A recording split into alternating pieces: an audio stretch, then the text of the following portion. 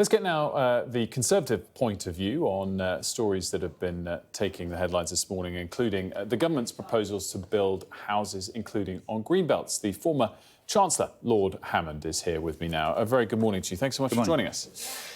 Is it unreservedly a good thing for the economy, even if it annoys some local groups or if houses end up being unattractive or whatever, to build a lot more houses? Yeah, I mean, there are many reasons why we need more homes built. There's a lot of social pressure for more housing, but we've also got an urgent economic need to regenerate the house building sector. But I think it's not just about planning reform. You can't build houses without builders. And if the government thinks relaxing the planning rules while tightening the migration rules is going to get houses built, I think they're going to have another thing coming. In terms of this debate about Greenbelt versus not, might annoy some Tory seats, wasn't going to happen in a Tory government. Labour's got a big majority. They're doing it early in the Parliament. Is there truth to that? Is there a lot of politics that have held back the Tories from doing enough in this area? Yeah, there's been a lot of politics for sure.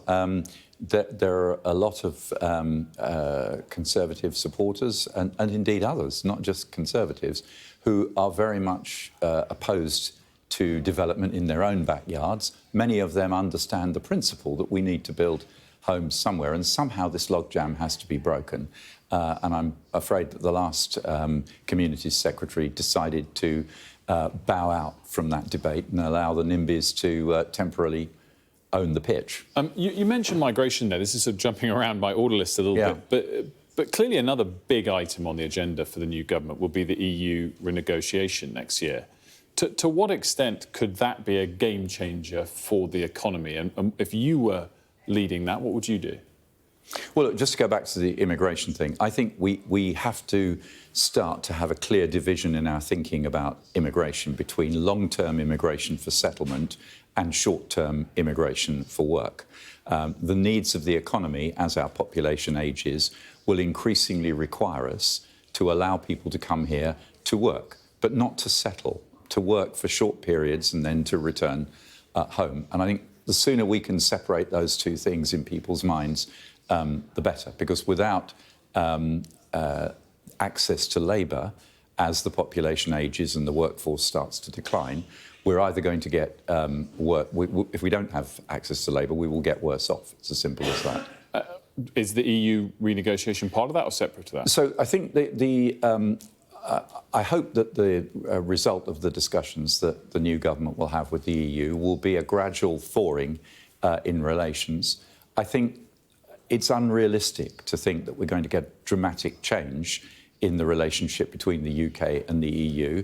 The wounds are still too raw and the sensitivity is still too great on both sides. And I think the Europeans do not yet have a sense that there is a broad consensus in the UK for a closer relationship with the EU. I think that will come in time, but it's probably a little early yet. I wanted to touch on the developments this week between the Chancellor and the Shadow Chancellor, and we'll get into some of the details of what has been announced in a moment. But before that, I just wanted to play you a clip of the Chancellor, Rachel Reeves, on the show yesterday when I asked her whether she'd go as far as calling Jeremy Hunt a liar. Yeah. Jeremy Hunt covered up from the House of Commons and from the country the true state of the public finances. He did that knowingly and deliberately. So he's a liar? If he covered something up knowingly, he's a liar? He lied, and they lied during the election campaign about the state of the public finances. What did you make of the extent of that?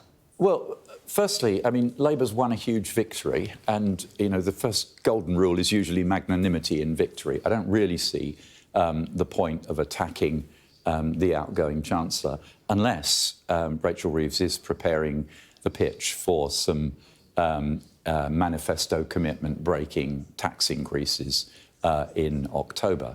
But the way our budget system works is the Chancellor produces a budget with the published advice of the OBR about the implications of that budget, and that is then the framework for the year. So the current year we're in has a budget framework. This is how much we expect to spend, this is how much we expect to raise.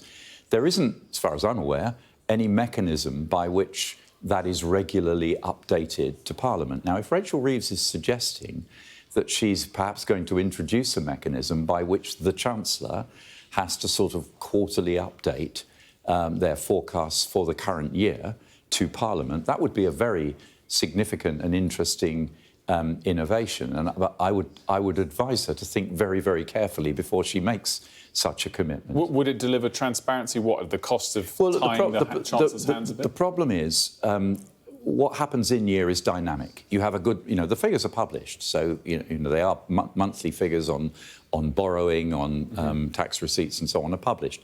But you have good months and you have bad months. You have months when you get a piece of bad news, like interest rate forecasts are up, therefore the cost of servicing our debt is going to be higher. Then you may get 2 or 3 months later, you may get a piece of good news, interest rates have gone down, for example. Reforecasting in year every time there's a change to anything, I'm not sure would be helpful to transparency of the process overall. The way it works at the moment, the Chancellor, of course, is accountable for the outcome of his previous budget when he stands up at the dispatch box with his next budget. So it sounds like in terms of the actual word liar, you felt that was... I think it was too strong. It was too strong. In terms of what's to come, I mean, again, in that interview yesterday, the Chancellor reiterated she wouldn't break the core pledge, VAT, income tax and national insurance contribution. What does that leave? And which of the taxes left would you put up in a way that is least damaging to the economy? Well, it leaves a huge range of things, but some of which I suspect she won't tackle, like fuel duty, for example. There's potentially a huge amount of money in fuel duty, but I suspect the politics will keep her away from that.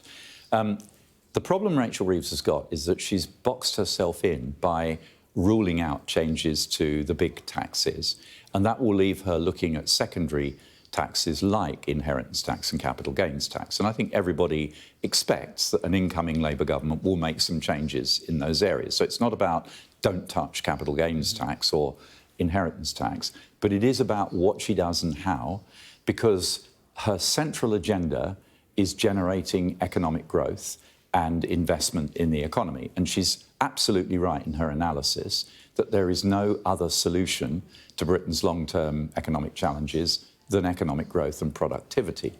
And she's got to be very, very careful, because the areas where she will be looking, like capital gains tax, will have a very direct impact on the sentiment of entrepreneurs and investors. So I don't think there are any no-go areas, but I think she's going to have to tread extremely lightly and carefully around the taxes that impact on investment and entrepreneurship. So if there'd been no manifesto pledges, what would you put up tax in the autumn, and which one would you put up? Was it a mistake to do as many NIC cuts as the last government did? Well, NIC is one of the options, of course, to rebalance the public finances, and she's ruled that out. So, it was a choice the last government made, and a choice... Was it a mistake of the last government? Well, it's a choice the current government has endorsed. So that's the way it is, and it was a deliberate choice to focus reductions in tax on people who are in work, and that's what national insurance contribution payers are. So there would have been a range of options across income tax, national insurance, VAT, if she hadn't ruled them out. Because they're very big taxes, very small adjustments can make quite a big change in revenue. The problem with the more minor taxes is that you tend to have to make quite big changes to get any revenue out of them. We know who all the runners and riders are for the Tory leadership race. Is the party in good hands, whoever wins? Well, look, the issue... There's not an affirmative there. No, well, let me explain my thinking about this. Labour's won a very significant electoral victory with actually quite a modest share of the vote. And they've done it by pitching to the middle ground in English politics across a very broad swathe of constituencies. They haven't said, we can't send our message to people in the south or people in the Midlands or whatever. They've pitched across the board in a very successful strategy. And if the Tory party wants to come back to overturn what is a large majority in terms of parliamentary seats, but a small margin in terms, relatively small margin in terms of percentage of popular vote, the Tory party has to adopt the same strategy. It has to be in that middle ground. It has to be competing with Labour on economic competence, management of public finances, all areas where, until very recently, the Tory party always scored very highly, but the events of the last few years have damaged the brand. We've got to rebuild that brand, and we can only do it from the centre of politics. So it's very important that the Tory party chooses a leader that is committed to that strategy, to the centre ground of politics. So are there certain candidates that you hope will not win this Tory race? I think what we're going to hear messaging from all the candidates. Now, Priti Patel, for example, who has traditionally been thought of as a candidate on the right of the party, has gone out of her way to say that the party needs a unity candidate. It needs to be. It needs to find that centre ground again and pull all the strands of thinking in the party together, which is a very positive message. So we will hear from all the candidates, and I, like every other member of the Conservative Party, will make up my mind. Which you haven't done yet. Which I haven't done yet. Two other very quick questions. Bank of England tomorrow, talk of possible rate cut. I mean, I guess suggests the election could have come later. Well, I'm pretty sure we will get rate cuts this year, and therefore I've never quite understood why the previous Prime Minister decided to go early to the country when I think there would have been an increasingly good economic story. Rate cuts means mortgage cuts for people, and that matters to voters.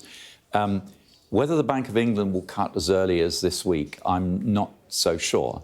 Although the headline rate of inflation is now looks relatively stable at 2%, services are still rising at quite an alarming rate, the cost of services, and that's being driven by wage increases that are way above the rate of inflation. And the Bank of England will be worrying that these wage increases are going to feed back into a spiral that will start to push prices back up again. So I think there's quite likely to be a majority on the MPC for waiting a little bit longer.